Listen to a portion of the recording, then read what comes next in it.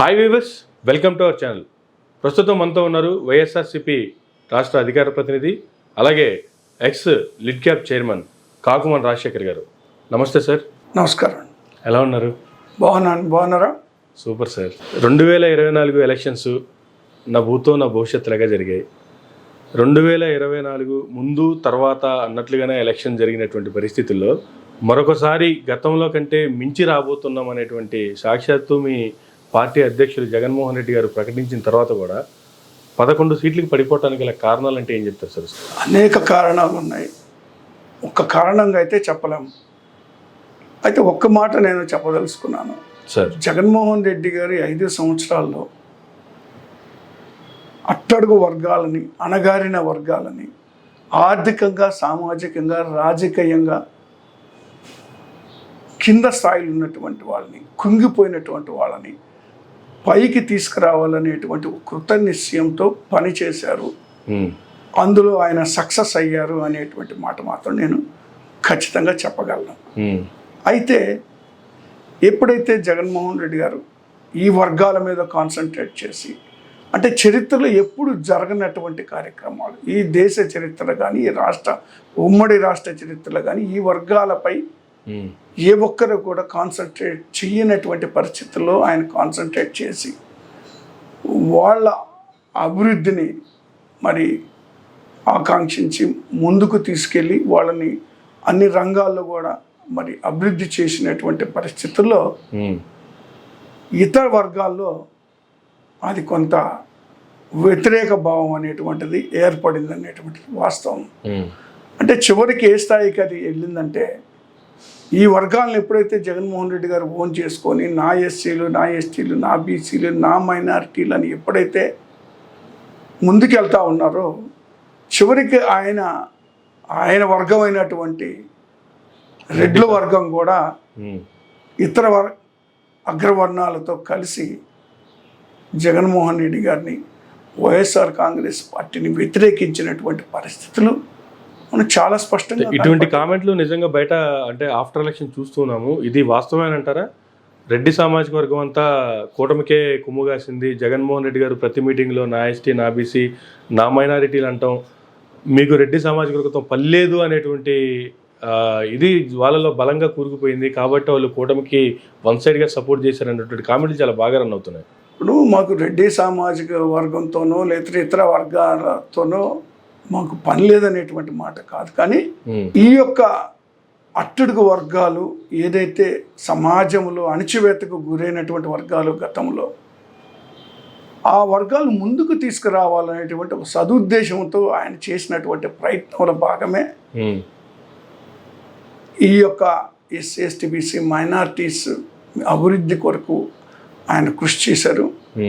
So దాన్ని ఓర్వలేని పరిస్థితుల్లో అగ్రవర్ణాలు ఉండడం అనేటువంటిది దురదృష్టకరమైన విషయం. ఎందుకంటే సమాజంలో వాళ్ళు ఆర్థికంగా, సామాజికంగా, రాజకీయంగా ఎంతో స్థితికి వెళ్ళినటువంటి పరిస్థితుల్లో ఇతర అగ్రవర్ణాలు ఉన్నాయి.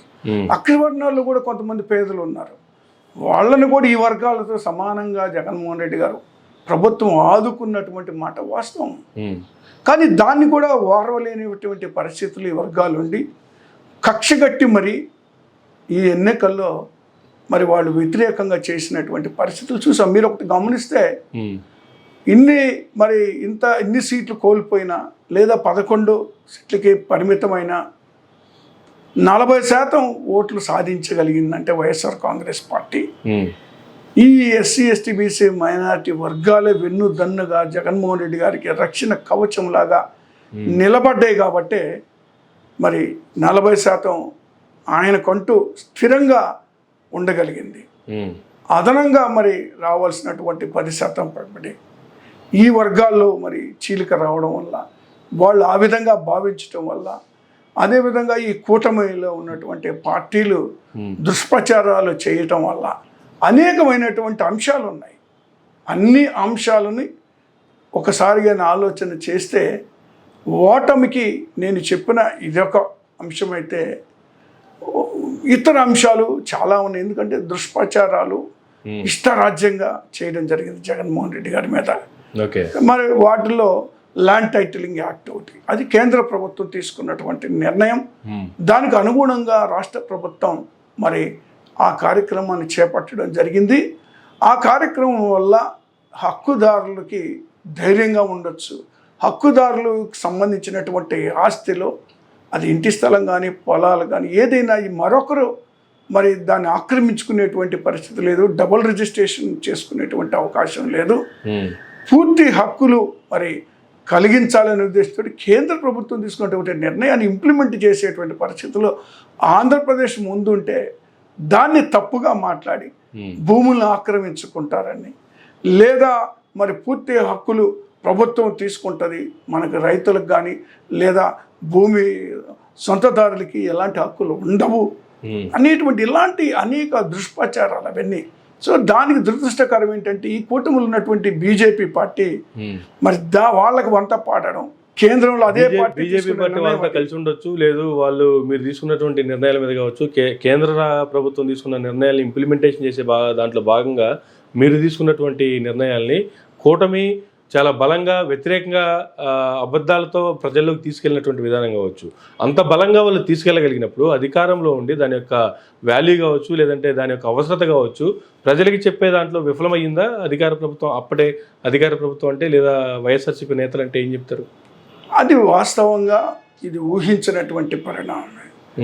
ప్రజలు దీన్ని అంతగా తీసుకుంటారని కూడా మేము అనుకోవాలి. కానీ వాస్తవాలు చెప్పేటువంటి ప్రయత్నం మేము అందరం కూడా చేసాము. అధికార ప్రతినిధిగా మేము అనేక టీవీ డిబేట్స్లో మాట్లాడాము, పార్టీ ఆఫీస్ నుంచి ప్రెస్ మీట్స్లో చెప్పడం జరిగింది, ఎన్నికల ప్రచారాల్లో చెప్పడం జరిగింది.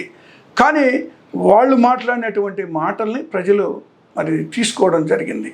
సో వాళ్ళు అలా మరి వాళ్ళ మాటల్ని విశ్వసించారు, వాళ్ళు చెప్పేటువంటి అబద్ధాలనే నమ్మారు.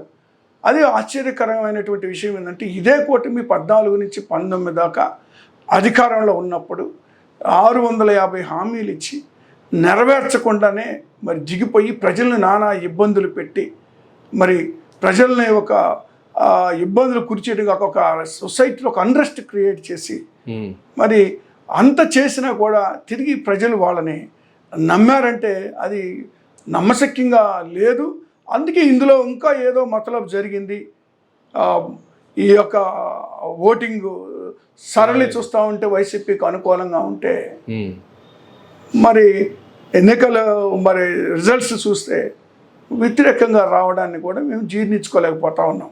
ఇందులో ఏదో జరిగిందనేటువంటి అనుమానం మమ్మల్ని వెంటాడుతూనే ఉంది. బట్ ఏదేమైనా ముందు రోజుల్లో బయటకు వస్తాయనేటువంటి నమ్మకం మాకుంది. ఆంధ్రప్రదేశ్కి సంబంధించే కాకుండా పక్క రాష్ట్రాలు కావచ్చు, పక్క దేశాలు కావచ్చు, ప్రపంచ అధినేత అయినటువంటి టెస్లా కంపెనీకి సంబంధించినటువంటి ఎలాన్ మస్క్ కూడా ఆయన చేసినటువంటి ట్వీట్ కావచ్చు, ఆ తర్వాత జగన్మోహన్ రెడ్డి గారు కూడా దాని మీద ఒక ట్వీట్ చేయడం జరిగింది. పారదర్శకత లోపించింది, పారదర్శకత జనాలకి ఉండాల్సినటువంటి అవసరం ఉంది, దీంట్లో ఏదో జరిగిందనేటువంటిది అయితే అనుమానాలు వ్యక్తం చేస్తూ ఆయన ఒక ట్వీట్ పెట్టారు. వెంటనే దీన్ని దారి మళ్లించడానికి ఋషికొండ ప్యాలెస్ని బయటికి తీశారు. అది జగన్మోహన్ రెడ్డి కట్టుకున్న ప్యాలెస్, అవి ప్రభుత్వ భవనాల కాదా, లేదు జగన్మోహన్ రెడ్డి గారి ప్యాలెస్ అనే విధంగా దాన్ని పక్కదారి పట్టించేటువంటి ప్రయత్నం కూడా జరిగిందా, లేదంటే అక్కడ జగన్మోహన్ రెడ్డి గారి కోసం ప్యాలెస్ కట్టుకున్నారా?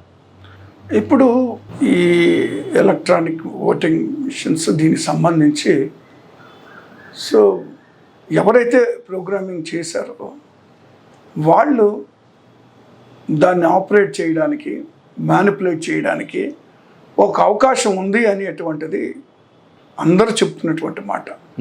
ఎలన్ మస్క్ మాట్లాడినటువంటి మాటల్లో కానీ ఇతర ఇంటలెక్చువల్స్ ఎవరైతే ఉన్నారో, ఈ టెక్నికల్ కూడా నాలెడ్జ్ ఉన్నటువంటి వాళ్ళు ఎవరున్నారు, వాళ్ళు అనేక మంది ఇదే విషయాన్ని పదే పదే చెప్తా ఉన్నారు. చేయడానికి అవకాశం ఉంది, ఇందులో మరి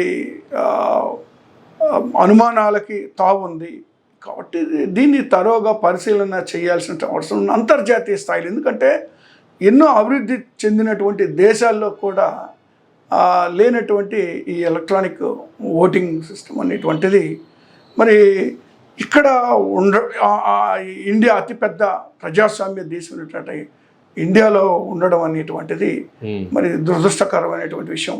అంత అవసరం లేదు. మొన్న 19 ఎన్నికల తర్వాత ఇదే చంద్రబాబు నాయుడు గారు ఈవీఎంల మీద డౌట్ ఎక్స్ప్రెస్ చేసినటువంటి పరిస్థితులు ఉన్నాయి. వీటిని ట్యాంపరింగ్ చేసేటువంటి అవకాశం ఉంది అని మాట్లాడడం జరిగింది.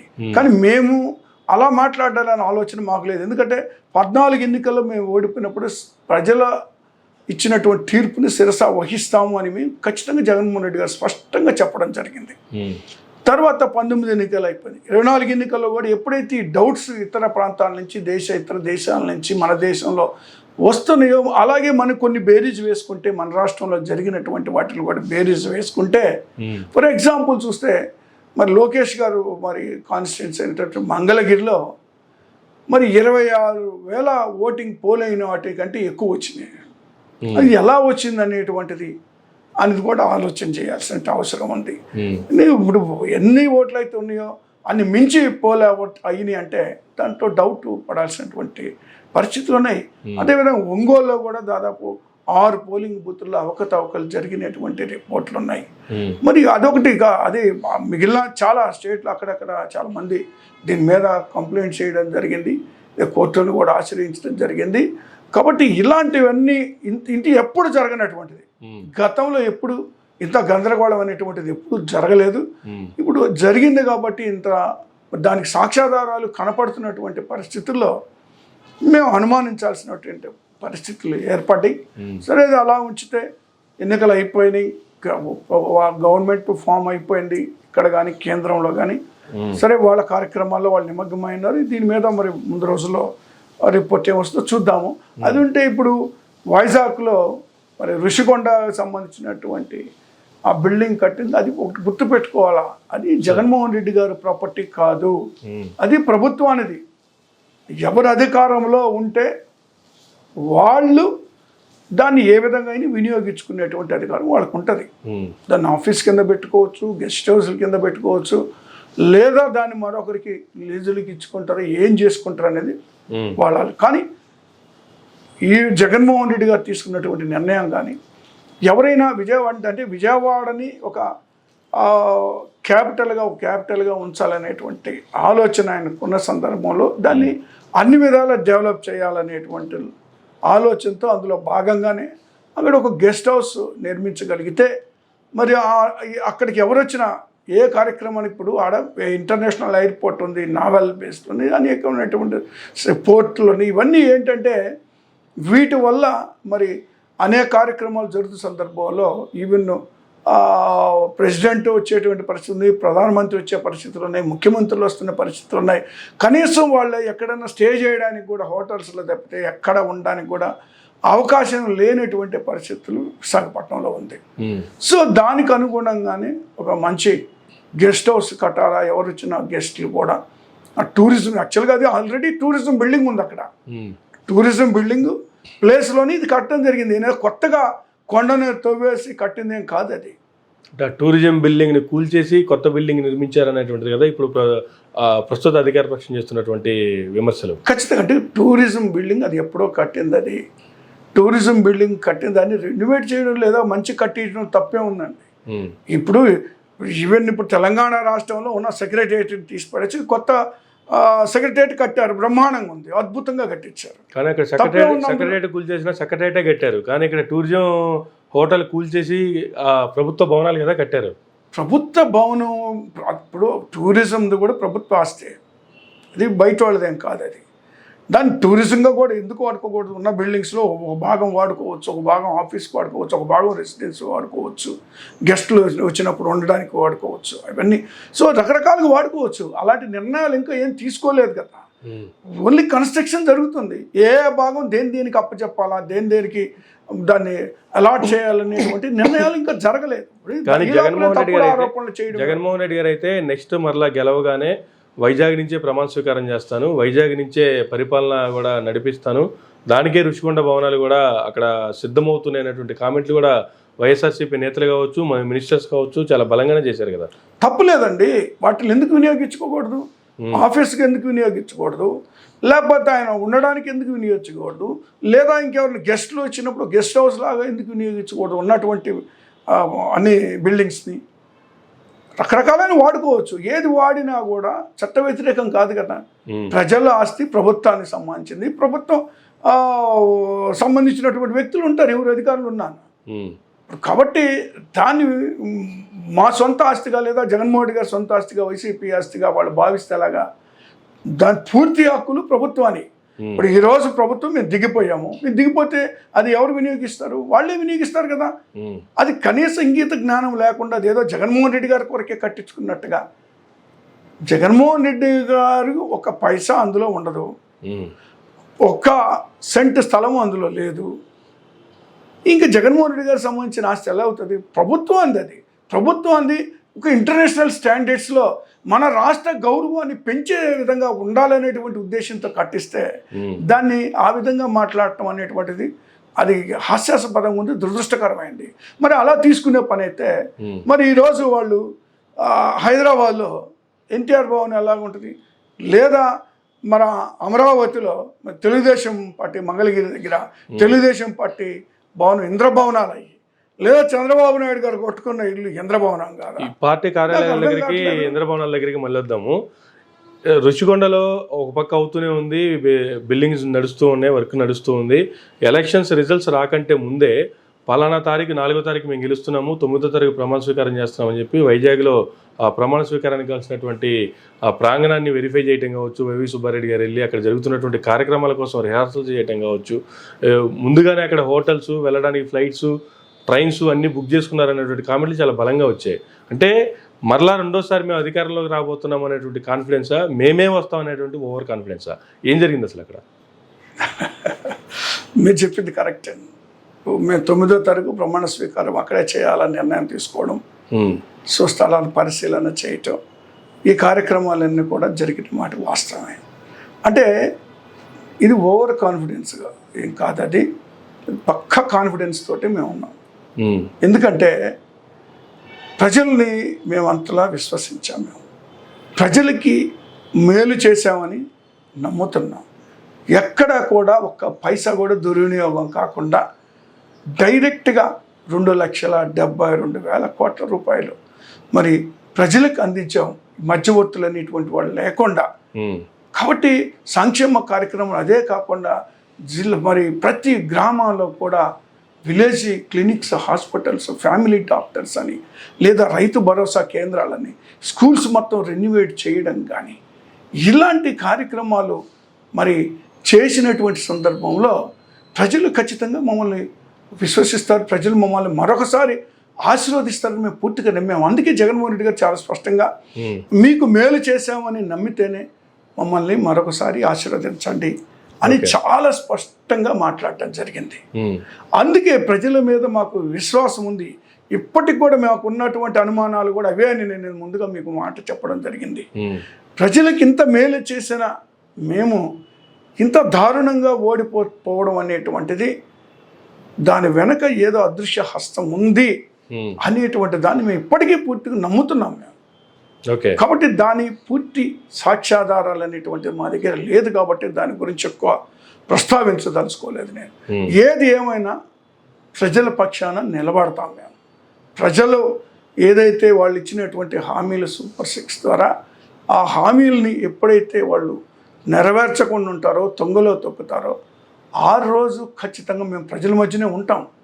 కాబట్టి మేము ప్రజల పక్షాన ఉండడం అనేటువంటిది 100% కరెక్ట్. జగన్మోహన్ రెడ్డి గారు వెళ్ళిపోయారు, అక్కడికి వెళ్ళారు, ఇక్కడికి వెళ్ళారు, జగన్మోహన్ రెడ్డి గారు పారిపోయేటువంటి వ్యక్తి కాదు. ఇంతకన్నా అత్యంత దారుణమైనటువంటి పరిస్థితులు తెలుగుదేశం కాంగ్రెస్ పార్టీ కల్పించినా కూడా మొక్కవోని దీక్షతో, ధైర్యంతో, సింగిల్గా మళ్ళీ ప్రజల మధ్యలోకి వెళ్ళి ప్రజల విశ్వాసాన్ని పొంది అధికారంలోకి రావడం జరిగింది. కాబట్టి ఇలాంటి వాటికి భయపడేటువంటి వ్యక్తి కానే కాదు. 16 నెలలు అక్రమంగా జైల్లో పెట్టినా భయపడలేదు. 23 మందిని తెలుగుదేశం పార్టీలో తీసుకుని 4 మంత్రులు చేసిన పరిస్థితుల్లో కూడా భయపడలేదు. భయపడేటువంటి వ్యక్తి కాదు. ఖచ్చితంగా ఆయన తిరిగి ప్రజల మధ్యలోకి వెళ్ళి 29 ఎన్నికల్లో మరొకసారి విజయం సాధించి ఇక శాశ్వతంగా కొంతకాలం పాటు మళ్ళీ ఆయన ఉండేటువంటి అవకాశం ఉండదు అనేటువంటిది మా నమ్మకం.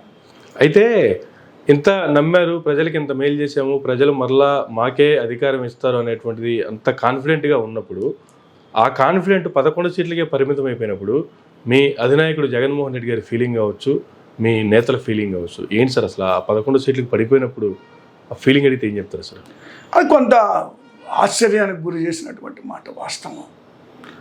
ఇంతలా ఓడిపోవడం అనేటువంటిది అది జీర్ణించుకోవాలనేటువంటి అంశమే.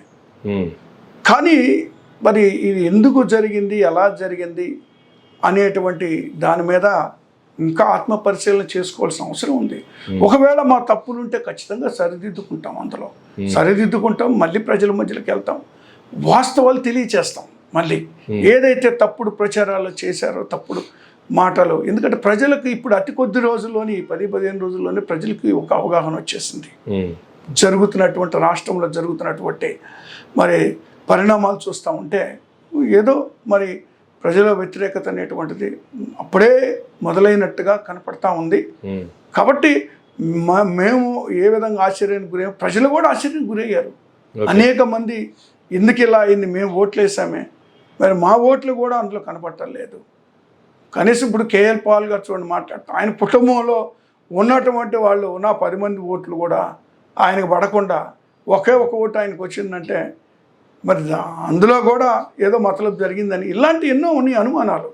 బట్ ఏది ఏమైనా కూడా సరే, ఇప్పటి వరకు ఏం జరిగింది ఏమనేది పక్కన పెడితే ఇప్పుడు మా మధ్య ఉన్నది మాకున్నటువంటి ఆలోచన, మాకున్నటువంటి ఫర్దర్గా మూమెంట్ ఏంటంటే ప్రజల మధ్యలో ఉండాలా, ప్రజల కొరకు నిలబడాలా, ఎక్కడ తప్పు జరిగితే అక్కడ మేము నిలదీసేటువంటి పరిస్థితుల్లో ఉంటాయి మా కార్యక్రమాలు. వైఎస్ఆర్ కాంగ్రెస్ పార్టీ ఏ పార్టీకి అమ్ముడుపోయో లేదా మరో పార్టీలో విలీనం చేసో అంటే తప్పుడు ప్రచారాలు చేస్తూ ఉన్నారు. వైఎస్ఆర్ కాంగ్రెస్ పార్టీ విలీనం ఇవన్నీ తప్పుడు ఆరోపణలు. ఇప్పుడు ఇంతకైనా దయనీయమైనటువంటి పరిస్థితుల నుంచి ముందుకొచ్చి అధికారంలోకి వచ్చినటువంటి వైఎస్ఆర్ కాంగ్రెస్ పార్టీ ఏ విధంగా మరొక పార్టీకి మరి విలీనం చేస్తుంది, దాన్ని కూడా తప్పుడు ప్రచారాలు చేస్తున్నారు. కాబట్టి ఏ పార్టీకి విలీనం చేయదు. అతి త్వరలో జగన్మోహన్ రెడ్డి గారు మళ్ళీ ప్రజల మధ్యలోకి వస్తారు, ప్రజల సమస్యలు తెలుసుకుంటారు, ప్రజల కొరకు పోరాటాలు చేస్తారు.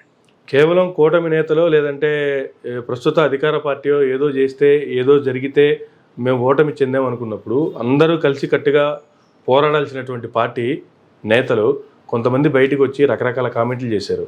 జగన్మోహన్ రెడ్డి గారి చుట్టూ ఒక కోటరీ ఉంది, ఆయన దగ్గరికి ఎవరిని రానివ్వరు, ఎవరిని కలవనివ్వరు, ఈవెన్ మంత్రులకి అపాయింట్మెంట్ ఉండదు, ఇంక ఎమ్మెల్యేల సంగతి అయితే సరే. ఇటువంటి పరిస్థితుల్లో ఒక కార్యకర్త గురించి పట్టించుకున్నటువంటి పరిస్థితి పార్టీలో లేదు. కాబట్టే కార్యకర్తలందరూ పార్టీని వదిలేశారు, కాబట్టే ఈ రిజల్ట్ అనేటువంటి కామెంట్లు మీ పార్టీకి సంబంధించినటువంటి నేతలే ప్రెస్ మీట్లు పెట్టి మరీ మాట్లాడినటువంటి పరిస్థితులు చూసాం. ఎందుకు వచ్చిందంటారా ఆ టాక్, ఎందుకు వచ్చిందంటారా? అదే వాస్తవం అండి. కార్యకర్తలే వెన్నెముక పార్టీకి. కార్యకర్తల్ని విస్మరించినటువంటి ఏ పార్టీ కూడా మనుగడ సాధించలేదు. కార్యకర్త లేనిదే ఎన్నికల్లో విజయం ఏ పార్టీ కూడా సాధించలేదు కూడా. కాబట్టి కొంత నిర్లక్ష్య ధోరణి అనేటువంటిది కార్యకర్తల పట్ల జరిగినన్నమాట వాస్తవమే. దానికి కూడా కొన్ని కారణాలు ఉంటాయి. ఇప్పుడు గతంలో తెలుగుదేశం పార్టీ అధికారంలో ఉన్నప్పుడు 14 నుంచి 19 దాకా తెలుగుదేశం పార్టీ కార్యకర్తల్ని జన్మభూమి కమిటీల ద్వారా ఇష్టారాజ్యంగా రాష్ట్రాన్ని దోచుకున్నటువంటి పరిస్థితులు, దానివల్లే తెలుగుదేశం పార్టీ అధికారాన్ని కోల్పోవడం కూడా జరిగిందనేటువంటి మాట వాస్తవం. కార్యకర్తలు ఆ విధంగా మరి గతంలో చేశారు. కాబట్టి వైఎస్ఆర్ కాంగ్రెస్ పార్టీ ఈరోజు ధైర్యంగా కార్యకర్తలు ఒక్క మాట అయితే చెప్పగలుగుతారు, మేము ఎక్కడ ఏ అవినీతికి పాల్పడలేదు, మేము ఎలాంటి దోపిడీలు చేయలేదు అనేటువంటి మాట వైఎస్ఆర్ కాంగ్రెస్ పార్టీ ధైర్యంగా ఏ పార్టీ కార్యకర్తలు చెప్పలేని విధంగా వైఎస్ఆర్ కాంగ్రెస్ పార్టీ కార్యకర్తలు ఈరోజు ధైర్యంగా చెప్పగలరు. ధైర్యంగా మరి వైఎస్ఆర్ కాంగ్రెస్ పార్టీ జెండా పట్టుకొని ప్రజల మధ్యకి వెళ్ళగలుగుతారు. కాబట్టి అలాంటి నేను ముందుగా మీకు ఒకసారి చెప్పాను, నేను లోపాలు కొన్ని ఉంటాయి, ఖచ్చితంగా లోపాలు లేవని నేను చెప్పడల్లా.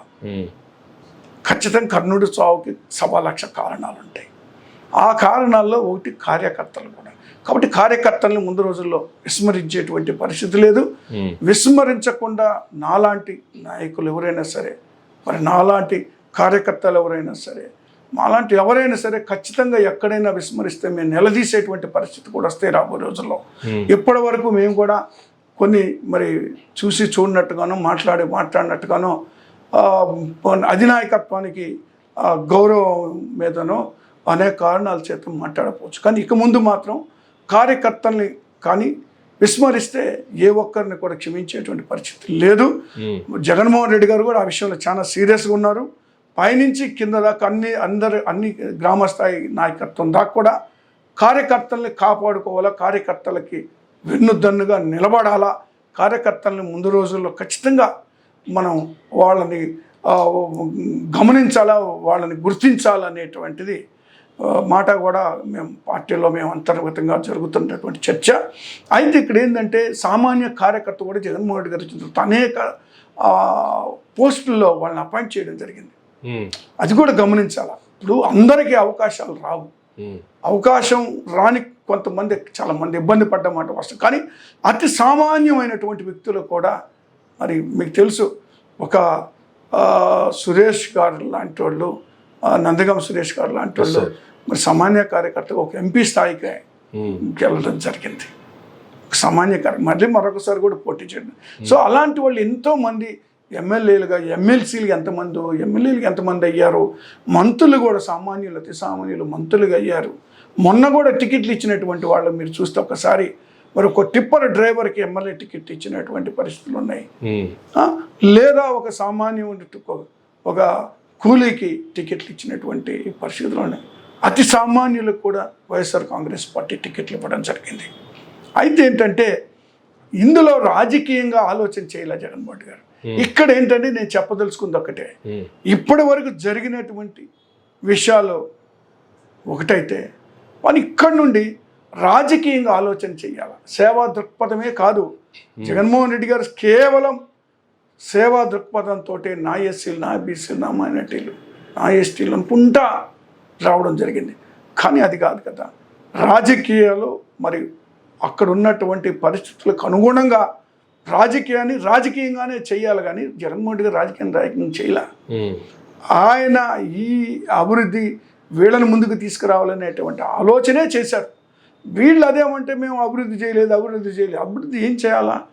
జిల్లా ప్రతి గ్రామం రైతు భరోసా కేంద్రాల అభివృద్ధి కాదా? లేదా మరి ఇప్పుడు స్కూల్ బిల్డింగ్స్ అన్ని ప్రతి గ్రామంలో ఉన్నటువంటి అభివృద్ధి కాదా? మరి మెడికల్ కాలేజ్ అభివృద్ధి కాదా? మెడికల్ కాలేజెస్ 17 మెడికల్ కాలేజెస్ తీసుకురావడం జరిగింది. అవన్నీ అభివృద్ధి కాదా? లేదా 33 లక్షల మందికి ఇళ్ల పట్టాలు ఇవ్వడం జరిగింది. 22 లక్షల ఇళ్ళు పూర్తి కావడం, అవన్నీ అభివృద్ధి కాదా? ఇప్పుడు అభివృద్ధి అనేటువంటిది పేదవాడిని ధనవంతుడిని చేసేటమే అభివృద్ధి. ఇప్పుడు పేదరికము 12.5% ఉన్నటువంటి పేదరికాన్ని 6% తీసుకురాగలిగాడంటే అది అభివృద్ధి కాదా? కేవలం ధనవంతులు చేయడమే, బిల్డింగులు కట్టడం వల్ల దానికి వచ్చేది కాంట్రాక్టులు బాగుపడతారు తప్పితే పేదవాడు బాగుపడతాడా? కాబట్టి అభివృద్ధి అనేటువంటిది మరి ధనిక వర్గాలు కోరుకున్నటువంటిది, వాళ్ళ అభివృద్ధి కోరుకుంటున్నారు, పేదవాళ్ళ అభివృద్ధి కాదు. కానీ ఈయన అలా ఆలోచన చేయకుండా ఈ విధంగా ఆలోచన చేయబట్టి ఈ పరిస్థితులు ఉత్పన్నమైనవి. కాబట్టి రెండు కూడా జోడెద్దులాగా రెండు కూడా ముందుకు తీసుకోవాల్సిన పరిస్థితులు ఉన్నాయి. వాటిని ఏవైతే ఉన్నాయో వాటిని సరిదిద్దుకొని ముందుకు నడుస్తామండి. సామాన్యులకి, పేదలకి, బడుగు బలహీన వర్గాలకి పెద్దపీట వేసినటువంటి మీ ప్రభుత్వంలోంచి దిగిన తర్వాత, ప్రభుత్వం పోయిన తర్వాత, అధికారం పోయిన తర్వాత ప్రతిపక్షం హోదా ఉందా లేదా అనేది కూడా దాని మీద ఒక సందిగ్ధత నెలకొన్నటువంటి నేపథ్యంలో ఎప్పుడైతే కూటమి అధికారంలోకి రాబోతుంది అని 4వ తారీఖు వన్ సైడ్గా అవబోతుంది, ఇంకా కూటమి గెలుస్తుంది అని వచ్చినప్పటి నుంచే జరుగుతున్నటువంటి దాడులు కావచ్చు, మొదలైనటువంటి దాడులు కావచ్చు, సామాన్య కార్యకర్తల మీద జరుగుతున్నటువంటి దాడులు ఇక్కడ ఇప్పుడు ఎవరు అండగా ఉన్నారు వాళ్ళకి అంటే ఏం చెప్తారు సార్? ఫ్యూచర్లో అండగా ఉంటాము అని కామెంట్ జగన్మోహన్ రెడ్డి గారు కూడా చేశారు. ప్రతి జిల్లా కేంద్రంలో కూడా ఒక లీగల్ సెల్ ఏర్పాటు చేయండి అని ఒక కామెంట్ కూడా చేశారు. బట్ ఇప్పటి వరకు దాడి జరిగినటువంటి వారి పరిస్థితి ఏంది? వారిని ఏ విధంగా ఆదుకోబోతున్నారు నాయకులు లేదా పార్టీ అంటే ఏం చెప్తారు?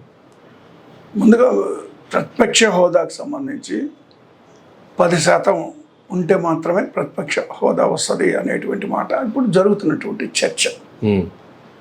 అంటే అది చట్టంలో ఎక్కడ కూడా అది లేదు. ఒకవేళ అది ఆనవాయితీగా 10% ఉంటే ప్రతిపక్ష హోదా వస్తుంది అనేటువంటిది ఆనవాయితీగా వస్తుంది తప్పితే చట్ట ప్రకారం ఎక్కడ లేదు. తర్వాత ప్రతిపక్ష హోదా ఈ అసెంబ్లీలో ఏ ఒక్కరికైనా, మేము కానీ ఇంకోరు కానీ ఏ ఒక్కరికైనా ఉంటేనే సజావుగా పరిపాలన సాగుతుంది, సజావుగా అసెంబ్లీ జరుగుతుంది. లేదా సమస్యలు, ప్రజల సమస్యలు ప్రభుత్వం దృష్టికి వస్తాయి. దాని ద్వారా ప్రభుత్వం కూడా సరిదిద్దుకునేటువంటి అవకాశం ఉంటుంది. ప్రజలకు మెరుగైనటువంటి పరిపాలన అందించేటువంటి అవకాశం ఉంటుంది. దాన్ని కూడా మరి కూటమి గమనించుకోవాలి. అది గమనించుకోకుండా ఏకపక్షంగా ఇవ్వడానికి లేదు అని స్పీకర్ కన్నా ముందే పయ్యావుల కేశవ్ గారు మాట్లాడడం అనేటువంటి దాన్ని బట్టి మరి వాళ్ళకు కుట్రపూరితంగా ఏకపక్షంగా అసెంబ్లీలో ఉండాలి అనేటువంటి ఆలోచనతో ఉన్నట్టుగా మేము భావిస్తూ ఉన్నాం. కాబట్టి వాళ్ళు ఏం నిర్ణయం తీసుకున్నా కూడా మేము సిద్ధంగా ఉన్నాం. ఒకవేళ ఆ హోదా అనేటువంటిది వచ్చినా రాకపోయినా మేము ప్రజల పక్షాన నిలబడతాము, ప్రజల గొంతుక వినిపిస్తాము, ప్రజలకు జరిగేటువంటి ఇబ్బంది కష్టాలని ఖచ్చితంగా ప్రభుత్వం దృష్టికి తీసుకొస్తాము. కాబట్టి ప్రజలు మనిషిగా జగన్మోహన్ రెడ్డి గారు నిలబడతారు తప్పితే అది వదిలిపెట్టే పని లేదు. అదేవిధంగా కార్యకర్తల మీద ఇప్పుడు జరుగుతున్నటువంటి దాడులు ఆల్రెడీ మా లీగల్ సెల్ సెంట్రల్ ఆఫీసులో ఉంది, జిల్లాల్లో ఉన్నాయి. ఈ లీగల్ సెల్లు కొద్దిగా మళ్ళీ ఇంకా యాక్టివేట్ చేస్తారు, అది మండల స్థాయికి కూడా తీసుకెళ్తారు. ఖచ్చితంగా కార్యకర్తలకి ఎక్కడ ఏ ఇబ్బంది జరిగినా కూడా వైఎస్ఆర్ కాంగ్రెస్ పార్టీ నాయకులు నిలబడతారు, అందులో సందేహమే లేదు. మేము ఎన్నికలు చూడండి, ఎన్నికలు అయిపోయిన తర్వాత పోలింగ్ జరిగినటువంటి మరి వాళ్ళు ఎప్పుడైతే కూటమి లీడ్ వచ్చిందో అప్పటి నుంచి దాడులు చేయడం అనేటువంటిది ప్రారంభమైంది. అది అత్యంత దురదృష్టకరమైనటువంటి విషయం. ఎందుకంటే ఎన్నికల్లో ఓటములు గెలుపు సహజమే. ఇప్పుడు 19 ఎన్నికల్లో మేము అధికారంలోకి వచ్చిన తర్వాత మరి ఇలాంటి కార్యక్రమాలు జరగలేదే. మేమేమి కూల్చివేతల కార్యక్రమాలు పార్టీ ఆఫీసులు కూల్చి లేదా వ్యక్తుల మీద దాడులు చేయలేదే, మర్డర్లు చేయలేదే, మానభంగాలు చేయలేదే. వీళ్ళు ఎందుకు చేస్తున్నారు ఈ విధంగా? ఎందుకు మరి ఇంత దౌర్జన్యాలకు పాల్పడుతున్నారు? ఇది రావణ కాష్టలాగా మార్చారు ఆంధ్రప్రదేశ్ని, ఒక శ్మశాన వాటికలాగా ఆంధ్రప్రదేశ్ తయారైంది. ఎందుకు మరి ఈ విధమైనటువంటి చేస్తున్నారు? మరి వాళ్ళు ఒకసారి ఆలోచన చేసుకోవాలా? వినాశనానికే దారి తీస్తాయి ఇవన్నీ కూడా. 2019లో అధికారంలోకి వచ్చిన వితిన్ 1 వీక్లోనే ప్రజావేదికని కూల్చివేయటాన్ని ఇప్పుడు అధికారంలోకి వచ్చినటువంటి మరలా ఆ పార్టీ నేతలు దాన్ని సీరియస్గా తీసుకొని అధికారం అసెంబ్లీలో ప్రమాణ స్వీకారమైన నెక్స్ట్ డేనే ఎర్లీ మార్నింగ్ వెళ్ళి మీ సెంట్రల్ కార్యాలయాన్ని కూల్చేయటం ఎట్లా చూడాలి దీన్ని? అప్పుడు ప్రజావేదిక కూల్చేశారు కాబట్టి ఇప్పుడు పార్టీ ఆఫీస్ కూల్చేస్తారా? మీరు ఇక్కడ కక్ష సాధింపు చర్యలా, లేదు ఆ పార్టీ ఆఫీస్ అనేది అనైతికంగా జరుగుతున్నటువంటి కన్స్ట్రక్షన్? మీరు ఒక్కటి గమనించాలా, మేము అధికారంలోకి వచ్చిన తర్వాత ప్రజావేదిక దానికి సంబంధించిలో ఒక మాట చెప్పదలుచుకున్నాను. ప్రజావేదిక అనేటువంటిది వాళ్ళు దాదాపు 10-11 కోట్ల రూపాయలు ఎస్టిమేట్ చేసి కట్టారు. అది అక్రమ కట్టడం. నదీ పరివాహక ప్రాంతాల్లో ఎలాంటి కట్టడాలు ఉండకూడదు అనేటువంటిది చట్టం చెప్తుంది. అందులో వాళ్ళకైనా ఒకటే చట్టం, మాకైనా ఒకటే, ప్రభుత్వానికైనా ఒకటే, మరొకరికైనా ఒకటే. చట్ట వ్యతిరేకంగానే చంద్రబాబు నాయుడు గారు కరకట్టలో నివాసం ఉంటున్నారు. అక్కడ కూడా అనేకమైనటువంటి బిల్డింగ్స్ కూడా ఉంటా ఉన్నాయి. అయితే ప్రజావేదికకు సంబంధించి జగన్మోహన్ రెడ్డి గారు మొట్టమొదటిసారిగా ఉన్నతాధికారులతో సమావేశం పెట్టడం జరిగింది. గతంలో వాళ్ళు దాన్ని ప్రభుత్వం భవనమైన ప్రభుత్వ కార్యక్రమాలకి ప్రజావేదికగా ప్రజల సమస్యలు తెలుసుకోవడానికి కట్టించిన, కానీ పార్టీ కార్యక్రమాలు అక్కడ నిర్వహిస్తున్నటువంటి పరిస్థితులు ఉన్నాయి. ప్రభుత్వ కార్యక్రమాలు అక్కడ ఏం జరగలేదు. సో అది ఒక అంశం. అయితే వాళ్ళు ఏదైతే ఎస్టిమేట్ చేశారో 10-11-12 కోట్ల రూపాయలని, కేవలం అది 3.5 కోట్ల రూపాయలు మాత్రం ఎస్టిమేట్ చేస్తే దాని మీద ఖర్చు పెట్టి మిగిలింది అవినీతికి పాల్పడడం జరిగింది.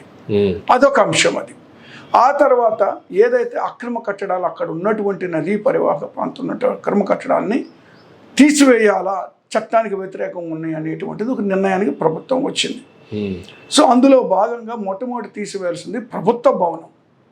ప్రభుత్వానికి సంబంధించినటువంటి కట్టడాలు తీయాలి ముందు, తర్వాత ప్రైవేటు.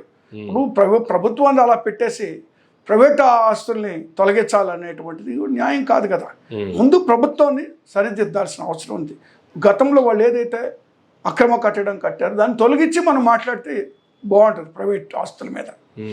అందులో భాగంగానే ఆ రోజు అది ముందుగా ఇదే ఇక్కడి నుంచే ప్రారంభిద్దాం అని ఆనాటి ముఖ్యమంత్రి జగన్మోహన్ రెడ్డి గారు స్పష్టంగా మనం ఇక్కడి నుంచే ప్రారంభిద్దాం, ఇవన్నీ కూడా తొలగించాల్సిన అవసరం ఉంది అని తొలగించిన తర్వాత ఆ ప్రాంతం వాళ్ళందరూ కూడా కోర్టులకు వెళ్ళడం, అలా ఆగిపోవడం జరిగింది. సో ఆ అంశం అది. తర్వాత పార్టీ ఆఫీస్కి సంబంధించి కూల్చివేత అనేటువంటిది ఇంకా కక్ష సాధింపు చర్య తప్పితే ఏమంటారు దాన్ని? ఇప్పుడు అక్కడ మేము ఆ రోజైనా నేరుగా పోయి చంద్రబాబుని ఎక్కడైతే నివాసం ఉంటున్నాడో అది కూల్చేయలేదు కదా ప్రభుత్వం. దాన్ని కూల్చేయదలుచుకుంటే కూల్చేయచ్చు కదా, అక్రమ కట్టడం కింద దాన్ని కూల్చేయలేదు కదా. ముందు ప్రభుత్వానికి సంబంధించినటువంటి ప్రాపర్టీని తొలగిద్దాం అని నిర్ణయం తీసుకోవడం జరిగింది. కానీ ఇక్కడ వీళ్ళు ఏం చేస్తారు, ఇది మేము పార్టీ డబ్బుతోటి పార్టీ ఆస్తి, అది పార్టీ ఆస్తిని ధ్వంసం చేసేటువంటి హక్కు వాళ్ళకి ఎక్కడుంది? ఒకవేళ కట్టడాల్లో ఎక్కడైనా పర్మిషన్స్లో లోపాలుంటే నోటీసులు ఇవ్వాలా, పర్మిషన్స్ తీసుకునేటువంటి టైం ఇవ్వాలా, కూలగొట్టేటువంటి పరిస్థితులు వాళ్ళు చేయకూడదు. ఎందుకంటే చాలా స్పష్టంగా వాళ్ళు ఇచ్చినటువంటి జీవోనే తెలుగుదేశం పార్టీ అధికారంలో ఉన్నప్పుడు మరి రాష్ట్రంలో అన్ని జిల్లాల్లో కూడా పార్టీ ఆఫీసులకు వాళ్ళ కేటాయింపులు చేసుకున్నారు కదా, బిల్డింగ్లు కట్టుకున్నారు కదా. మరి ఇక్కడ ఉన్నటువంటి ఏదైతే మరి మంగళగిరి దగ్గర ఉన్నటువంటి పార్టీ ఆఫీస్, సెంట్రల్ ఆఫీస్, వాళ్ళ పార్టీ ఆఫీసు, అది కూడా అక్రమ కట్టడమే. అసైన్మెంట్ భూములు ఉన్నాయి, అనేక మంది రైతులు వాటి మీద కంప్లైంట్స్ ఉన్నాయి, అది ఇంకా కోర్టులోకి వెళ్ళిపోయింది అంశం. ఇక్కడ అలాంటిదేం లేదు కదా. ఇది ప్రభుత్వం జీవో ఒక క్యాబినెట్ ద్వారాను అసెంబ్లీ ద్వారాను అన్ని నిర్ణయాలు తీసుకున్నటువంటిది ఇది అధికారికంగా. కానీ వాళ్ళు చెప్తుంది మేమైతే పార్టీ ఆఫీసులు మాత్రమే కట్టాము, వీళ్ళు పార్టీ ఆఫీసులు కాదు, ప్రతి జిల్లా కేంద్రంగా జగన్మోహన్ రెడ్డి గారికి ఒక ప్యాలెస్ కట్టుకుంటున్నారు, ఆ అక్రమ ప్యాలెస్లు కాబట్టే వాటిని మేము కూల్చేయడానికి అనుమతులు లేవు కాబట్టే వాటికి కూల్చడానికి నోటీసులు ఇచ్చాము. ఆల్రెడీ ఇక్కడ మీ సెంట్రల్ కార్యాలయం ఏదైతే ఉందో తాడేపల్లిలో దాన్ని కూల్చేయడం జరిగింది అనేటువంటి వాదన ప్రభుత్వం నుంచి వస్తున్నారు. ఓకే, ఇప్పుడు అది ప్యాలెస్ అయితే మరి విజయవాడలో అక్కడ కట్టినటువంటి మంగళగిరిలో ఇంద్రభవనాలు అవి ఒక్కసారి కానీ పరిశీలన చేయండి. ఒక్కసారి పరిశీలన చేస్తే అవి ఎలా కట్టారో, అది ఏ విధంగా ఉన్నాయో, దాని ఎలివేషన్ ఎలా ఉందో, దాని ఇంటీరియర్ లోపల ఎలా ఉందో ఒకసారి చూస్తే అవి ఎలాగ ఉన్నాయో తెలుస్తాయి. ఇక్కడ ఈవెన్ మీరు ఒకటి తీసుకోండి, హైదరాబాద్లో కట్టినటువంటి ఆఫీస్ కూడా అక్రమమే కదా. ఎన్టీఆర్ భవన్ దానికి సంబంధించి కూడా వాళ్ళు పార్టీ ఆఫీస్కి తీసుకున్న తర్వాత ట్రస్ట్ కింద పెట్టుకున్నారు, దాన్ని సొంతం చేసుకున్నారు. ఇప్పుడు మేము బిల్డింగ్స్ మేము కట్టడం అనేటువంటిది అంటే ఒక ఐకానిక్గా పార్టీ ఆఫీస్ ఉండాలని కోరుకోవడం తప్పే ఉంది. కట్టుబడికి దానికి సంబంధించి ప్రభుత్వ డబ్బు తీసుకెళ్ళాడని కట్టడం లేదు కదా. భూమి ఒక్కటే ఇచ్చారు ప్రభుత్వం, వాళ్ళకి ఎలాగ ఇచ్చారో వైఎస్ఆర్ కాంగ్రెస్ పార్టీ కూడా అలాగే ఇచ్చింది. అలాంటి పరిస్థితుల్లో మరి కూల్చివేయడం అనేటువంటిది చాలా దారుణమైనటువంటి సంఘటన. ఇప్పుడు వాళ్ళు అధికారంలోకి వచ్చిన తర్వాత కూల్చారు. మరి 29లో మేము అధికారంలోకి వచ్చిన తర్వాత తెలుగుదేశం పార్టీలు అన్నిటి కూడా నేలమట్టం చేయాలిగా, మేము ఖచ్చితంగా చేయాలి కదా. ఆ ఆలోచన మేము చేసే ఉంటే 19లో మేము గెలిచిన తర్వాత ఈరోజు తెలుగుదేశం పార్టీ ఆఫీసులు ఉండేయా? ఇప్పటి వరకు ఉండే అవకాశమే లేదు, ఉండవు కూడా మేము తలుచుకుంటే ఆ రోజు. కానీ ఇలాంటి కక్ష సాధింపు చర్యలు మేము ఆలోచన చేయాల. అలా చేస్తుంటే పరిస్థితులు వేరే ఉంటాయి. పరిపాలన మీద దృష్టి పెట్టాం. వీళ్ళు ఇచ్చినటువంటి హామీలు సూపర్ 6ని పక్కన పెట్టి విధ్వంసానికి వీళ్ళు మరి దిగారంటే, సో పరిపాలన పట్ల ప్రజలు ఇచ్చినటువంటి హామీల పట్ల వీళ్ళకి శ్రద్ధ లేదు. అంటే పాలన పక్కన పెట్టి కూడా వైసీపీ మీదే దృష్టి పెట్టాల్సినంత అవసరం వాళ్ళకి ఏమొచ్చిందంటారు? ఖచ్చితంగా, ఎందుకంటే వాళ్ళు ఇచ్చినటువంటి హామీలు నెరవేర్చేటువంటి పరిస్థితుల్లో ప్రభుత్వం లేదు, ప్రభుత్వ ఆర్థిక పరిస్థితి కూడా లేదు, వాళ్ళకి తెలుసు అవన్నీ. కాబట్టే ప్రజల దృష్టి మళ్ళించటానికి వాళ్ళకు ఉన్నటువంటి పత్రికల్లో, టీవీ ఛానల్స్ ఇలాంటి ప్రచారాలు చేసుకుంటూ కాలయాపన చేయడం తప్పితే వాళ్ళు ఇచ్చినటువంటి హామీల్ని నెరవేర్చడంలో దృష్టి పెట్టకుండా కేవలం కాలయాపన చేస్తున్నారు తప్పితే అంతకుమించి ఏం లేదు ఈరోజు ఆంధ్రప్రదేశ్లో జరుగుతుంది. అందుకే నేను వాళ్ళని కోరుతున్నా, అధికారంలో ఉన్నటువంటి పార్టీని, సరే అది మంచికో చెడ్డకో మరి దురదృష్టమో గ్రహచారమో ఏదో మొత్తానికి ఆ కర్మ, మీరు అధికారంలోకి వచ్చారు, వచ్చినప్పుడు పరిపాలన మీద దృష్టి పెట్టాలా. ఈరోజు రాష్ట్రానికి కేంద్రంలో మీరు అధికారంలో ఉన్న పార్టీతో కలిసే ఉన్నారు.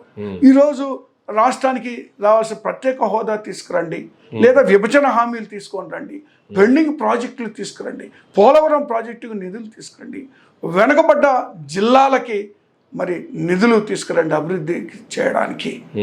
మరి ఎన్నో ఉన్నాయి, ఒక్కటి కాదు. పెట్రో కారిడార్ దానికి సంబంధించి, లేదా విశాఖ స్టీల్ ప్లాంట్ ఎత్తేయాలంటా ఉన్నారు, దాన్ని ఆపండి. మరి మెట్రో స్టేషన్స్ పెడతా ఉన్నారు, మెట్రో రైల్స్ విశాఖపట్నం కానీ విజయవాడ కానీ ఇలాంటివి ఉన్నాయి. ఇవన్నీ వదిలిపెట్టేసి పార్టీ ఆఫీసులు కూల్చివేత కార్యక్రమాన్ని వెరీ నెక్స్ట్ డే ప్రమాణం స్వీకారం చేసినటువంటి నెక్స్ట్ డేనే ఈ కార్యక్రమానికి పాల్పడ్డారంటే, ఇలాంటి విధ్వంసాలకు పాల్పడ్డారంటే ఈరోజు అధికారంలో ఉన్నటువంటి పార్టీ ఏ విధమైనటువంటి ఆలోచనతోటి ఏ విధంగా ముందుకెళ్తుంది అనేటువంటి దాన్ని ఒకసారి పరిశీలన చేస్తే, సో వాళ్ళు ఇచ్చిన హామీలని ప్రజల దృష్టి మరల్చడానికి తప్పితే వేరేది కాదు. వైఎస్ఆర్ కాంగ్రెస్ పార్టీ మీద లేదా వైఎస్ఆర్ కాంగ్రెస్ పార్టీ కార్యకర్తల మీద కక్ష సాధింపు చర్యలు తప్పితే మరొకటి కాదని స్పష్టంగా కనపడతా ఉంది వాళ్ళు. కానీ పాలనకు వస్తే సార్, గత 2014-19 మధ్యలో ఎటువంటి అరాచకాలు అయితే రాష్ట్రంలో జరిగాయో, మహిళలకు సంబంధించి కావచ్చు, లేదంటే పేదలకు సంబంధించి కావచ్చు, లేదంటే ఇసుక దోపిడీ లాంటివి కావచ్చు, ఇటువంటివి మరలా ఇప్పుడు స్టార్ట్ అయిపోయినాయి అనేటువంటి వార్తలు, లేదంటే అక్కడక్కడ గత నెల చూసాం ఒంగోలు చీరాల్లో జరిపినటువంటి రేప్ కేసు కావచ్చు, నిన్నటికి నిన్న విజయవాడ కేంద్రంగా వ్యాపారవేత్తని నరికి చంపినటువంటి పరిస్థితులు కావచ్చు, ఒక పక్క వచ్చిన అతి కొద్ది రోజుల్లోనే 100 కోట్ల ఇసుక ఆక్రమించేశారు, దోసుకుపోయారు, రాత్రి తరలించేస్తున్నారు అనే కామెంట్లు వస్తున్న నేపథ్యంలో ఎట్లా చూడాలి సార్? అసలు ఏం జరుగుతుంది రాష్ట్రంలో? ఒక్క మాటలో చెప్పాలంటే, కూటమి అధికారంలోకి వచ్చిన తర్వాత అరాచక పాలన మొదలైంది. మేము వాస్తవంగా ఒక 6 నెలల వరకు వైఎస్ఆర్ కాంగ్రెస్ పార్టీ ఎలాంటి విమర్శలు చేయకుండా ప్రశాంతంగా గమనిస్తాము వాళ్ళ పరిపాలనని, ఆ తర్వాతే మాట్లాడాలనేటువంటి ఆలోచనలో ఉన్నాం మేము. కానీ వాళ్ళు అధికారంలో మరి చేపట్టి మరి ప్రమాణ స్వీకారం చేసిన వెరీ నెక్స్ట్ డేనే ఈ యొక్క కార్యక్రమాలు, హింసాయుత కార్యక్రమాలు, కూల్చివేత కార్యక్రమాలు ప్రారంభించినటువంటి పరిస్థితుల్లో మేము ఖచ్చితంగా మాట్లాడవలసి వస్తూ ఉంది. ఈరోజు జరుగుతున్నటువంటి పరిణామాలు చూస్తే, గతంలో 19 నుంచి 24 వరకు వైఎస్ఆర్ కాంగ్రెస్ పార్టీ అధికారంలో ఉన్నప్పుడు జగన్మోహన్ రెడ్డి గారు చాలా స్పష్టమైనటువంటి ఆదేశాలు ఇవ్వడం జరిగింది. ఈ రాష్ట్రంలో ఎక్కడ కూడా క్లబ్బులు, పబ్బులు, పేకాట శిబిరాలు లేదా లిక్కర్కి సంబంధించినటువంటి మాఫియాలు కానీ, శాండ్కి సంబంధించినటువంటి మాఫియాలు కానీ ఇలాంటి ఎక్కడ కూడా నాకు కనపడకూడదు. ఓకే, జరుగుతున్నటువంటి అరాచకాలన్నీ గతంలో అయిపోయినాయి. 19 నుంచి ఒక మార్పు అనేటువంటిది ఆంధ్రప్రదేశ్లో రావాలని కొన్ని నిర్ణయాలు తీసుకోవడం జరిగింది. ఆ నిర్ణయాల్లో భాగంగానే గత 5 సంవత్సరాలు ఎక్కడ కూడా క్లబ్బులు, పేకాట క్లబ్బులు లేవు, బార్లు అని ఇష్టారాజ్యంగా. అంతకుముందు మరి మద్యం ఏరులై పారేది. రాష్ట్రంలో బెల్ట్ షాపులు 42,000 బెల్ట్ షాపులు ఉండేవి. ఇవన్నీ కూడా రద్దు చేయడం జరిగింది, ప్రభుత్వ ఆధీనంలోకి తీసుకోవడం జరిగింది అన్నీ కూడా. సో ఇలాంటివన్నీ వాటిని రద్దు చేసి ఒక ఆర్డర్లో పెట్టడం, సిస్టమ్ ఒక ఆర్డర్లో పెట్టడం జరిగింది. ఇప్పుడు ప్రజలు కూడా కొంతమంది ఆశ్చర్యం ఏంటంటే, సార్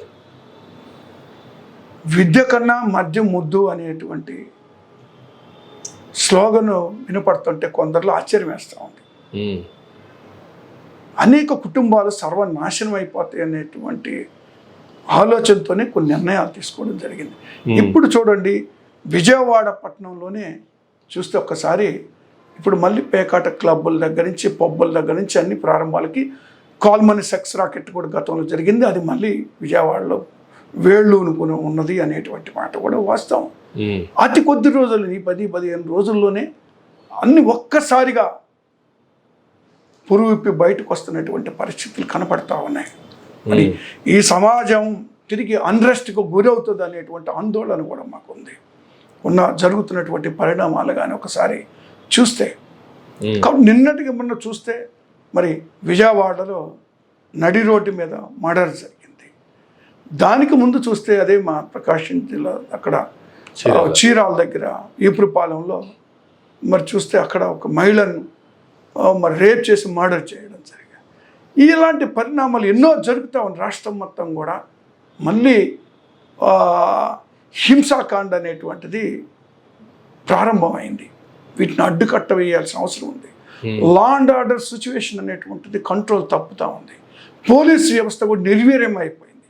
పోలీసులు మరి ప్రేక్షక పాత్ర వహిస్తున్నటువంటి పరిస్థితులు చూస్తూ ఉన్నాం. ఇక్కడ ఇన్సిడెంట్లు జరిగితే రక్షించవలసినటువంటి పోలీసులు మరి అధికార పార్టీకి కొమ్ము కాస్తున్నటువంటి పరిస్థితుల్లో పచ్చ చొక్కాలు వేసుకొని ఈరోజు కాకి చొక్కాలను తీసి పడేసినటువంటి పరిస్థితులు పోలీసులు ఆంధ్రప్రదేశ్లో కొందరు పని చేస్తున్నట్టుగా కనపడతా ఉంది. కాబట్టి ప్రజల మాన ప్రాణ తన రక్షణకి మరి బాధ్యత వహించాల్సినటువంటి వీళ్ళే మిన్నకుంటే ప్రజలు ఏ విధంగా మరి ఉండగలుగుతారు ఆంధ్రప్రదేశ్లో. కాబట్టి వలస మరి తిరిగి గతంలో ఎక్కడెక్కడ ఉన్న వాళ్ళందరూ కూడా ఆంధ్రప్రదేశ్కి వచ్చి బతుకుతున్న పరిస్థితి తిరిగి వలస పోవాల్సినటువంటి పరిస్థితులు ఆంధ్రప్రదేశ్లో ఏర్పడతా ఉన్నాయి. వీటన్నిటికి కూడా అడ్డుకట్ట వేయాలి. అధికారంలో ఎవరైనా ఉండదు, శాశ్వతంగా అది అధికారం. ఈరోజు వాళ్ళు ఉంటారు, రేపు మేము ఉంటాం, రేపు అవతలు ఇంకొకరు వస్తారు. ఎవరికి శాశ్వతంగా అది అధికారం. కానీ ఎంతకాలం మరి అధికారులు ఉన్నటువంటి కదా ఉన్నప్పుడు ఏ మేరకు ప్రజలకు మనం మేలు చేసామన్నది ఎప్పటికైనా గుర్తుంటుంది అది. కాబట్టి ఆంధ్రప్రదేశ్లో ప్రజలు త్వరలోనే తెలుసుకుంటారు. జరిగినటువంటి తప్పును కూడా, జరిగినటువంటి ఇబ్బందులను, లోపాలను కూడా ప్రజలు కూడా గుర్తిస్తారు, గమనిస్తారు. మేము ఏ విధంగా అయితే మేము గమనించుకొని మేము ఏ విధంగా అయితే సరిదిద్దుకునేటువంటి ప్రయత్నం చేస్తున్నాము, ప్రజలు కూడా గమనించుకుంటారు కూడా ఖచ్చితంగా అతి కొద్ది రోజుల్లోనే. కానీ జగన్మోహన్ రెడ్డి గారు సెక్యూరిటీకి సంబంధించి కూడా రకరకాల కామెంట్లు చేస్తున్నారు. ఓన్లీ జగన్మోహన్ రెడ్డి అనే ఒక వ్యక్తి కోసం 986 మంది పోలీసులతో కాపలా పెట్టించుకున్నాడు. ఇంటి లోపల, ఇంటికి వెళ్ళాలంటే 4 చెక్ పోస్టులు, ఇంటి చుట్టూ భారీ భద్రత. ఒక వ్యక్తికి ఇంత భయం ఏంటి, ఇంత పిరిగితనం ఏంటి, ప్రజల్లోకి రావాలంటే ఇంతమంది పోలీసులు అడ్డు ఉండాలా, ఇంత సెక్యూరిటీ లేకపోతే ప్రజల్లోకి వచ్చే ధైర్యం లేని జగన్మోహన్ రెడ్డి ప్రజల్లోకి వెళ్ళి ఓటేమని ఏ విధంగా అడుగుతాడు అనేటువంటి కామెంట్లు రకరకాలుగా చేస్తున్నారు. మీరు ఒకటి గమనించాలండి, ఆయన ప్రజల మనిషి, ప్రజల మధ్యలో ఉండబట్టే కదా అధికారం వచ్చింది. ప్రజల మధ్యలో ఉన్నారు. ఆ సందర్భంలోనే కదా గతంలో విశాఖ ఎయిర్పోర్ట్లో ఆయన మీద దాడి జరిగింది. మరొకసారి విజయవాడలో క్యాంపెయిన్లో, మొన్న ఎలక్షన్ క్యాంపెయిన్లో ఉన్నప్పుడు కూడా రాళ్ల దాడి జరగడం వల్ల త్రుటిలో తప్పింది, కన్ను పోవాల్సిన పరిస్థితులు ఇక్కడ తగిలింది. ఎవరి ప్రాణాలు ఎవరు కాపాడతారండి? ఎవరి ప్రాణం వాళ్ళకు కూడా తీపే. చంద్రబాబు నాయుడు గారి ప్రాణం ఆయనకి తీపి కాదా, లేకపోతే నా ప్రాణం కాదా నాకు? కాబట్టి వాటన్నిటిని కూడా తెగించి ఈయన ప్రజల మధ్యలోకి వస్తున్నాడు. మరి చంద్రబాబు నాయుడు గారికి ఎందుకు అంత సెక్యూరిటీ? ఆయన మీద దాడి జరిగింది గతంలో. అలాంటి పరిస్థితుల్లో ఆయన కూడా సెక్యూరిటీ, ఇప్పుడు ఎన్ఎస్జీ ఉంటుంది ఆయనకి, national security guards. So central force ఆయనకు ఎందుకు? మరి స్టేట్ పోలీస్ సరిపోరా అండి?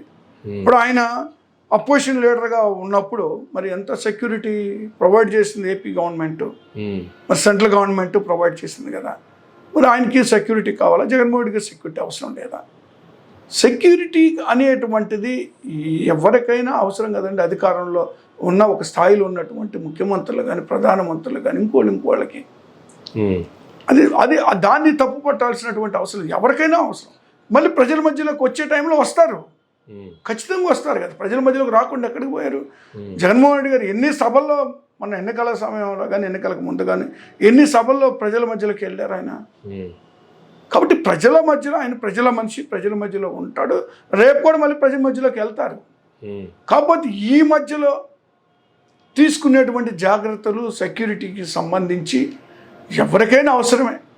ఎంతోమంది మనం చూసాము, ఎన్నో ఇబ్బందులు పడ్డ వాళ్ళు దేశం మొత్తం మీద ఉన్నారు.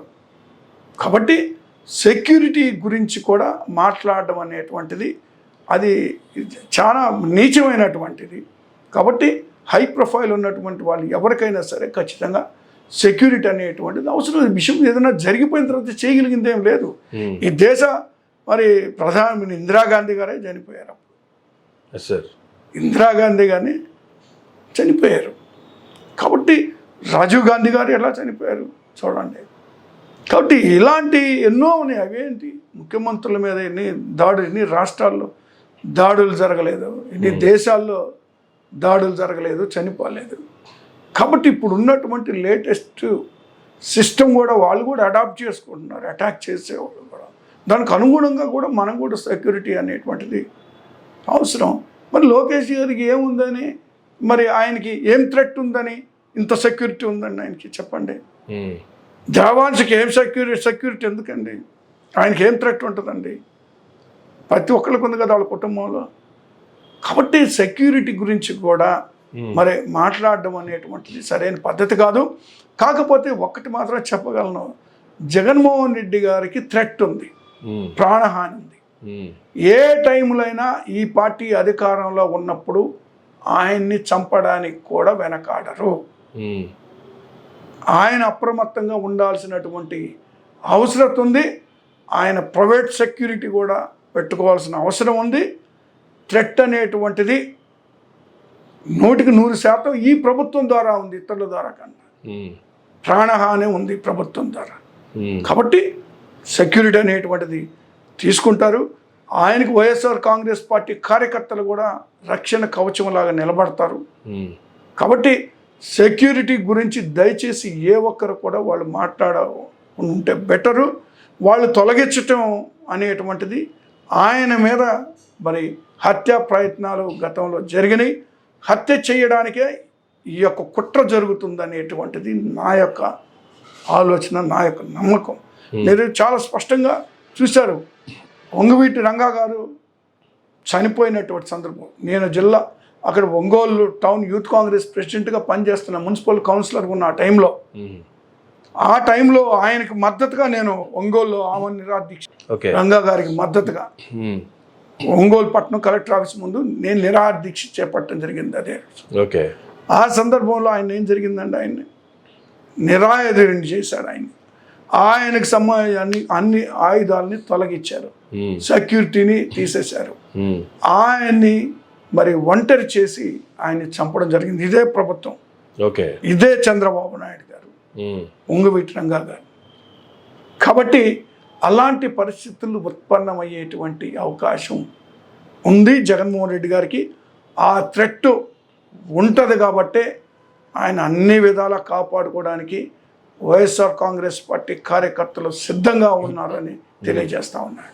ఇలాంటి పరిస్థితుల్లో వైఎస్ఆర్సీపీ భవిష్యత్తు కార్యాచరణ ఏ విధంగా ఉండబోతుందంటే ఏం చెప్తారు సార్? పార్టీని మరలా పుంజుకునే విధానాలు కావచ్చు, లేదా సెక్యూరిటీ విధానాలు కావచ్చు, కార్యకర్తల్ని మరలా దగ్గర తీసుకున్నటువంటి విధానాలు కావచ్చు, భవిష్యత్తు కార్యాచరణ ఏంటి వైఎస్ఆర్సీపీ అంటే ఏం చెప్తారు? ఖచ్చితంగా కార్యకర్తలకి వెన్నుదన్నుగా వైఎస్ఆర్ కాంగ్రెస్ పార్టీ నాయకత్వం జగన్మోహన్ రెడ్డి గారు నిలబడతారు. దానికి సంబంధించినటువంటి కార్యాచరణ కూడా రూపొందించడం జరిగింది. మళ్ళీ జగన్మోహన్ రెడ్డి గారు ప్రజల మధ్యలోకి వస్తారు, కార్యకర్తల్ని పలకరిస్తారు, కార్యకర్తలతోటి సమావేశాలు ఉంటాయి. కార్యకర్తల్ని విస్మరించేటువంటి పరిస్థితులు ఇంకా జరగవు.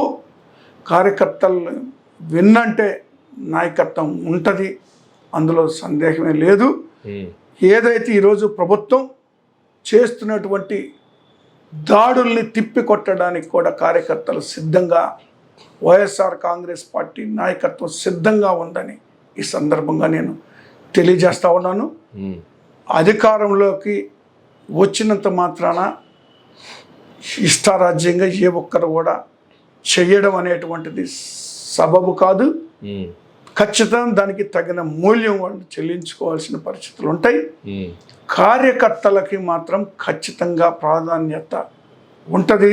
రాబోయే రోజుల్లో జగన్మోహన్ రెడ్డి గారు ఈరోజు ప్రభుత్వం చేసేటువంటి అన్యాయాలను, అరాచకాలను, లేదా వాళ్ళు ఇచ్చినటువంటి హామీలు నెరవేర్చకుండా ఉండటం, అలాంటి అన్నిటిలో కూడా ప్రజల పక్షాన నిలబడతాం.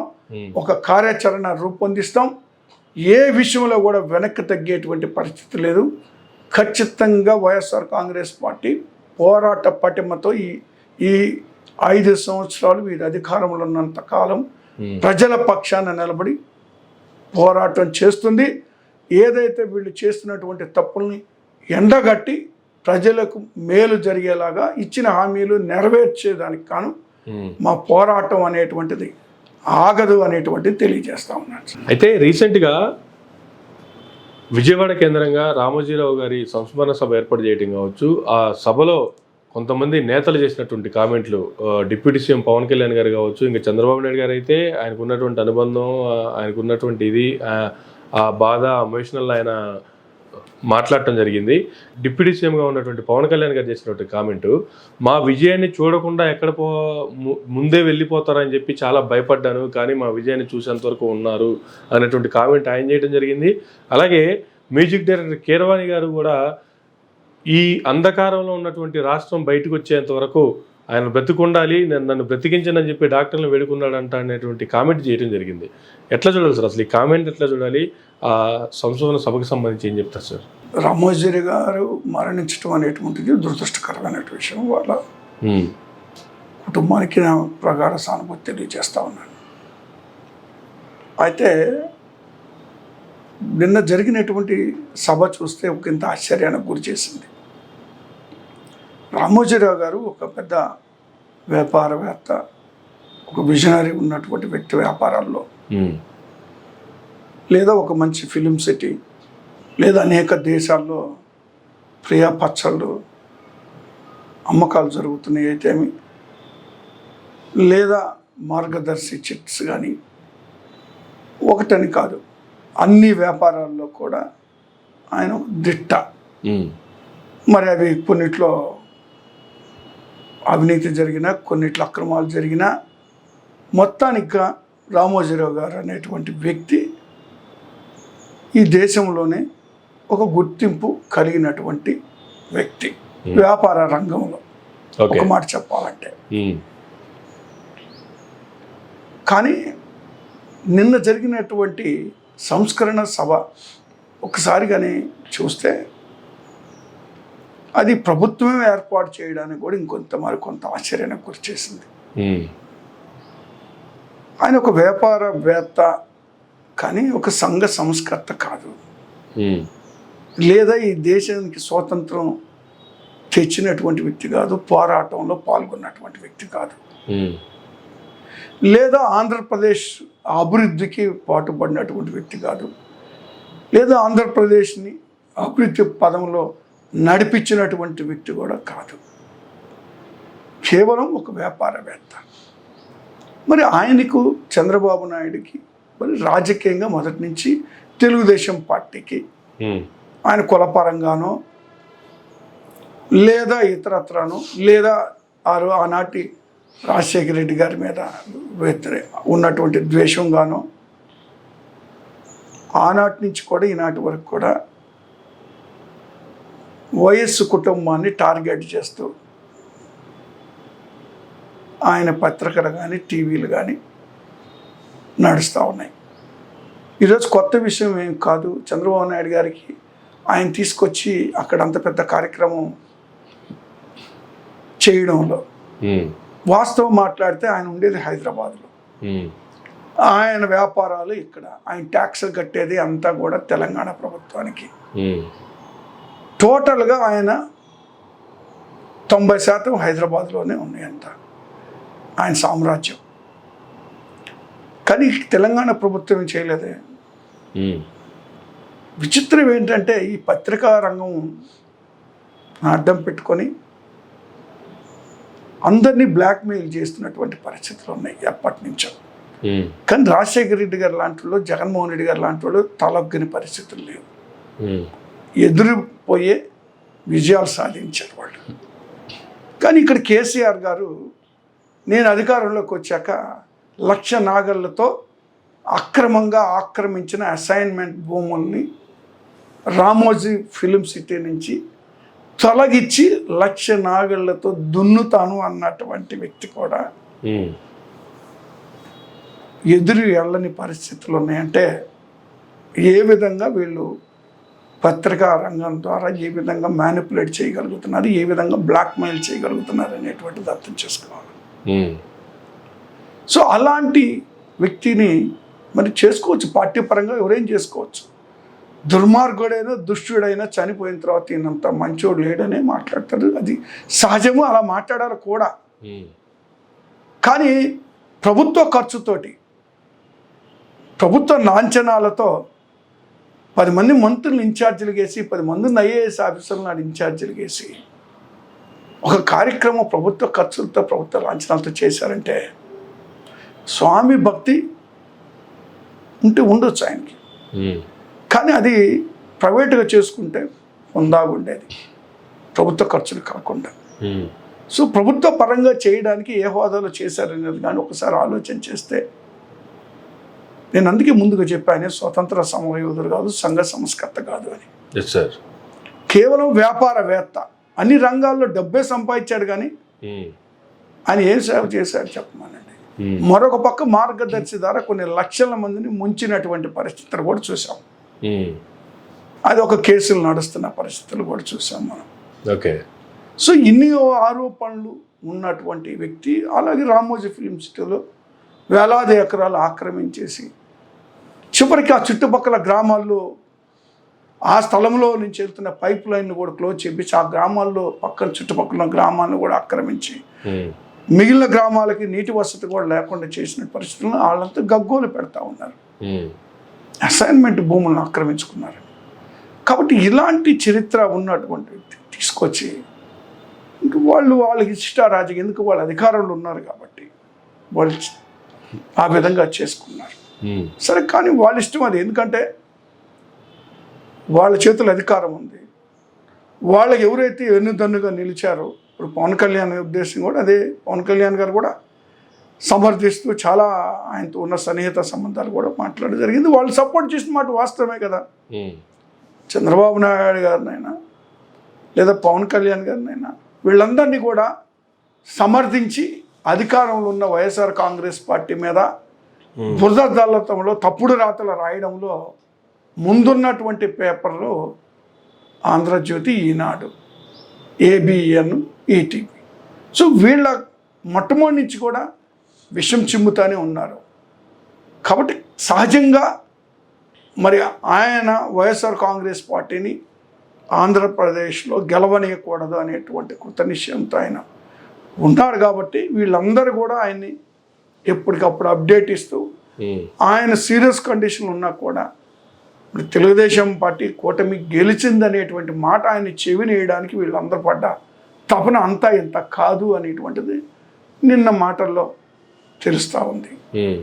ఆయన కూడా వైఎస్ఆర్ కాంగ్రెస్ పార్టీ పతనాన్ని చూసే వరకు నేను సావకూడదు అని కోరుకోవడం డాక్టర్స్ అనేది మాట కూడా వాస్తవమే. కాబట్టి ఇలాంటివన్నీ కూడా శాశ్వతంగా ఉండేటువంటి కాదు. ఎన్ని తప్పుడు ప్రచారాలు, ఎన్ని అక్రమాలు చేసినా కూడా టెంపరీ. మళ్ళీ రాబోయే రోజుల్లో పరిస్థితులు మారుతాయి. రాజకీయాలు ఎప్పుడు ఒకలాగా ఉంటాయి అనుకుంటే అది పొరపాటే. కాబట్టి ముందు రోజుల్లో ఖచ్చితంగా వీళ్ళు ఏదైతే ఈ ప్రచారాలు చేశారు, ఏవైతే మరి రామోజీరావు గారిని అడ్డం పెట్టుకొని, ఏదైతే ఈ పత్రికల్ని, టీవీలను అడ్డం పెట్టుకొని దుష్ప్రచారాలు చేసిన జగన్మోహన్ రెడ్డి గారిని అభాసుపాలు చేశారో, ఖచ్చితంగా వీళ్ళందరూ కూడా ముందు రోజుల్లో మూల్యం చెల్లించుకోవాల్సినటువంటి పరిస్థితులు వస్తాయని నా నమ్మకం. సో ఫైనల్లీ రాష్ట్రంలో జరుగుతున్న పరిస్థితులు చూసిన తర్వాత వైఎస్ఆర్ కాంగ్రెస్ పార్టీ ఒక 6 నెలలు వీళ్ళకి గడువు ఇవ్వాలి అనుకునే దానిలోనే నిమగ్నమై ఉంటారా? అలాగే 6 నెలలు గడువు ఇచ్చి ఆ తర్వాత ప్రజా పోరాటాలు స్టార్ట్ అవుతాయా? జరుగుతున్న పరిస్థితుల నేపథ్యంలో ఇమీడియట్గా యాక్షన్లోకి దిగేటువంటి పరిస్థితులు ఉన్నాయా? ఇప్పుడు యాక్చువల్గా పరిపాలన పట్ల మేము కూడా 6 నెలలు సైలెంట్గా ఉండాలని నిర్ణయం చేసుకున్నాం. కానీ అధికారంలో చేపట్టి ప్రమాణ స్వీకారాలైన వెరీ నెక్స్ట్ డే దాడులు మొదలైన పరిస్థితుల్లో అసలు ఒక రకంగా చెప్పాలంటే ఏ రోజైతే 4వ తారీఖు మరి కౌంటింగ్ జరిగిందో, ఎప్పుడైతే తెలుగుదేశం పార్టీ కూటమి అధికారం దిశగా వెళ్తుందో, మెజార్టీ స్థానాలు సాధిస్తూ ఉందో, అప్పటి నుంచే దాడులు మొదలైనవి. ఆ తర్వాత ప్రమాణ స్వీకారాలు చేసిన వెంటనే పార్టీ ఆఫీసుల మీద దాడులు చేయటం, పార్టీ ఆఫీసులకి డైరెక్ట్గా వీళ్ళు వెళ్ళడం, కూల్చివేత కార్యక్రమాలు ఇవన్నీ కూడా ప్రారంభించిన తర్వాత వైఎస్ఆర్ కాంగ్రెస్ పార్టీ వేచి చూచే ఆలోచనలో లేదు. 6 నెలలు కాదు, 6 రోజులు కూడా ఆగే ప్రశ్నే లేదు. ఖచ్చితంగా ఉద్యమాలు అనేటువంటిది ప్రారంభిస్తాం. ఈ అధికారంలో ఉన్నటువంటి కూటమిని గద్దె దించే వరకు ప్రజల పక్షాన నిలబడతామని తెలియజేస్తాం. కానీ జగన్మోహన్ రెడ్డి గారు బెంగళూరు వెళ్ళారు, 6 నెలల వరకు అక్కడే ఉండబోతున్నారు, ఇంక ఇప్పట్లో మళ్ళీ ఆంధ్రప్రదేశ్కి తిరిగి రారు అనేటువంటి ప్రచారం. స్టార్టింగ్లో మాట్లాడుకున్నట్లుగా వైఎస్ఆర్ కాంగ్రెస్ పార్టీలో విలీనం అయిపోతుంది. చెల్లిని పార్టీ నుంచి బయటికి పంపిస్తే అన్న పార్టీలో విలీనం చేయడానికి అభ్యంతరాలు లేవు. ఆ బెంగళూరు కేంద్రంగా డీకే శివకుమార్ గారితో మంత్రాలు జరుగుతున్నాయనేటువంటి కామెంట్లు చాలా బలంగా రన్ అవుతున్నాయి సోషల్ మీడియాలో. ఇప్పుడు మీరు అలా అనుకునే పని అయితే, ఒకవేళ ఇది తప్పుడు ఆరోపణ. జగన్మోహన్ రెడ్డి గారికి అక్కడ ఇల్లు ఉంది, ఆయన వ్యాపారాలు కానీ మొట్టమొదటి కూడా బెంగళూరులో ఉండేవాళ్ళ ఎక్కువ శాతం అప్పట్లో రాజకీయాలకు రాకముందు. తర్వాత ఇన్ని రోజుల తర్వాత అక్కడ ఉన్నటువంటి ఇంటికి వెళ్ళడం, కొద్ది రోజులు రెస్ట్ తీసుకోవడం అవసరం ఎవరికైనా. ఎన్నికల తర్వాత విశ్రాంతి లేకుండా 5 సంవత్సరాలు ఆయన చేసినటువంటి పనులు కార్యక్రమాలు కొంత విశ్రాంతి కొరకు ఉంటుంది తప్పితే 6 నెలలు రాకుండా పోవడం అనేది ఉండదు. ప్రజల మధ్యలోకి వస్తారు, దాంట్లో సందేహమే లేదు. ప్రజల మధ్యలో ఉంటారు, ప్రజల పక్షాన పోరాటాలు అనేటువంటిది చేస్తారు. కాబట్టి ఆయన ఏదో అక్కడ ఉంటారు, ఇక్కడ ఏదో పరిస్థితులు ఇలాగే ఉంటాయని కాదు. ఆయన వస్తారు, మళ్ళీ కార్యకర్తలను సమీకరిస్తాం, ఖచ్చితంగా మళ్ళీ ప్రజల పక్షాన్ని నిలబడతాం మేము. ఓకే. కాబట్టి ఆయన పార్టీలో మారుతారు, షర్మిలా గారు కానీ వెళ్ళిపోతే అని అది చాలా తప్పు. అది వైఎస్ఆర్ కాంగ్రెస్ పార్టీతో ఎలాంటి మంతనాలు చేయడం లేదు.